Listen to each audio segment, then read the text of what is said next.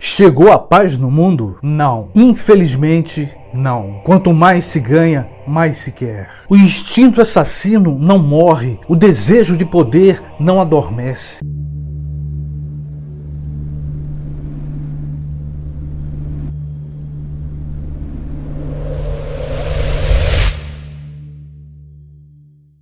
Agora ainda o nosso papo, olha só. Sonhar com a paz mundial é possível. Impossível é que isso um dia venha a acontecer. Por quê? Porque desde que o animal homem se tornou humano, ele mata indivíduos da sua própria espécie. Ao contrário dos outros animais. O ser humano possui um instinto assassino. E veja que essa expressão não é nova, ela vem da psicanálise. Sendo que eles chamam de instinto de morte. Vem dentro de nós desde o nascimento. A maioria de nós que foi à escola sabe que o homem foi se desenvolvendo, foi chamado de Homo sapiens, e ao mesmo tempo ele foi criando armas, aprendendo a fazer armas e guerras. E o tempo foi passando. Em nome de Deus e da religião, o homem matou seus iguais. Em nome da religião e de Deus, civilizações destruíram outras civilizações. Matavam seus iguais, mas aos seus olhos, aqueles seus iguais eram diferentes. Eram vistos como estranhos. E por serem diferentes e estranhos, deviam ser escravizados e humilhados. Os poderosos dominadores dominam os fracos. Ou melhor dizendo, dominavam e ainda dominam. E qual a receita para essa dominação? Simples: poder, riqueza e um bom exército. E claro, muitas armas. A tecnologia das armas. A gente sabe, indo ao museu, vendo filmes, que no passado se matava um ou alguns homens de uma vez. Hoje, em pleno século XXI, pode-se matar bilhões de uma só vez. Pergunta: o ser humano pode viver sem guerra? Podem viver sem matar uns aos outros?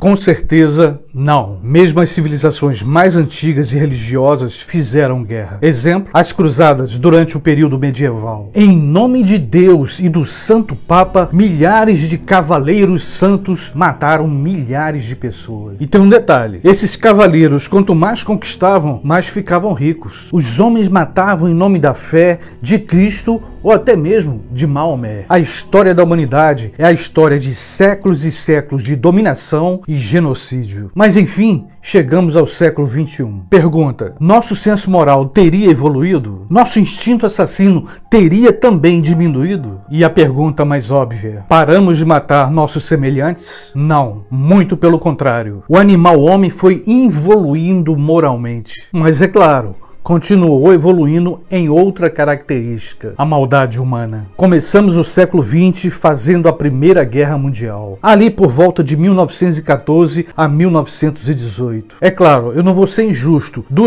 Em meio a esse tempo, a ciência também foi evoluindo. Com a evolução da ciência veio o progresso da medicina. E aqui uma curiosidade: quanto mais a medicina evoluía, os soldados feridos na guerra poderiam ser recuperados bem rapidamente. Tava lá o soldado todo ferido, chegava o médico com a medicina já um pouco moderna, fazia um curativo e mandava o cara de volta para a guerra. Mas o instinto de morte, o instinto assassino do ser humano é insaciável. A Primeira Guerra Mundial não foi suficiente para saciar esse desejo de morte, esse desejo de poder, desejo de dominação. Chegamos aos tempos modernos. Mesmo assim, o instinto destrutivo continua firme. Em meados do século XX, mais ou menos entre 1939 a 1945, para ser mais exato, eclode a Segunda Guerra Mundial. Foi a prova mais clara que o instinto assassino, o desejo de poder, continuava ainda mais forte. A Segunda Guerra Mundial nos deixou 55 milhões de mortos. Mas a gente não pode negar, o ser humano foi evoluindo materialmente, foi evoluindo tecnologicamente, mas não evoluiu no senso moral. E aqui uma observação rápida: quando eu falo em senso moral,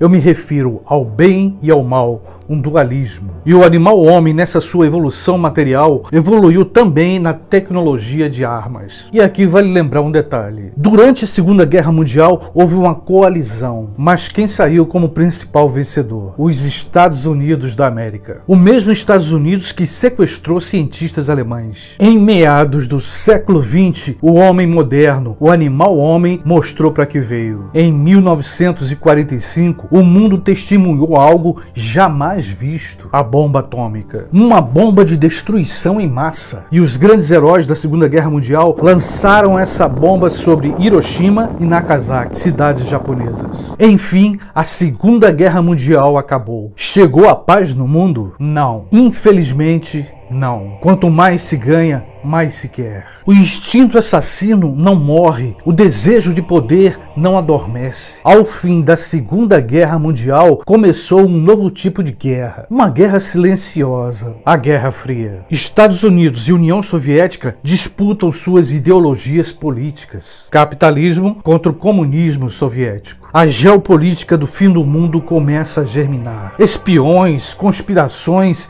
e poderosas agências secretas. E quais seriam essas agências secretas? A KGB da União Soviética e a CIA dos Estados Unidos. Era espionagem para todo lado, era a KGB nos Estados Unidos, a CIA dentro da União Soviética, começavam a conspirar e a levar informações sigilosas. E foi assim que a União Soviética soube criar a sua bomba atômica. Agora os dois governos sabiam. Uma guerra direta entre os dois países seria o fim do mundo. Mas a partir de agora, tudo seria possível. E o tempo foi passando. Até que no fim dos anos 80, uma grande notícia se espalhou pelo mundo. A União Soviética deixa de ser comunista. Aparentemente era o fim da Guerra Fria. E os líderes dos dois países apertaram as mãos. E como eu disse antes, aparentemente a Guerra Fria tinha acabado. No entanto, em 11 de setembro de 2001, o mundo ficou estarrecido. Nos Estados Unidos, as famosas Torres Gêmeas foram atingidas por aviões. Cerca de 3.000 pessoas morreram no ataque terrorista. Um novo ator na geopolítica mundial estava entrando em cena: a Al-Qaeda. De repente, os olhares, ou melhor dizendo, os radares americanos agora apontam para o Oriente Médio. O Oriente Médio do Islã, a terra de Alá e Maomé. O Oriente Médio do Alcorão. Mas quem era o líder máximo da Al-Qaeda? Seu nome era Bin Laden. Inclusive, o próprio Bin Laden chegou a negar sua participação no atentado nas Torres Gêmeas. Mas a CIA, catando aqui, catando ali, chegou a encontrar algumas provas. Se é que podemos acreditar na CIA e nos seus agentes. Chegou o momento da vingança, da retaliação. O governo americano contra os muçulmanos radicais. Agora era uma questão de honra. Tinham que caçar Bin Laden, o maior terrorista do mundo. E os militares americanos escolheram o alvo: o Afeganistão, o país dos talibãs extremistas. O instinto assassino estava à flor da pele. À flor da pele de ambos os lados. Militares americanos ansiosos por lançar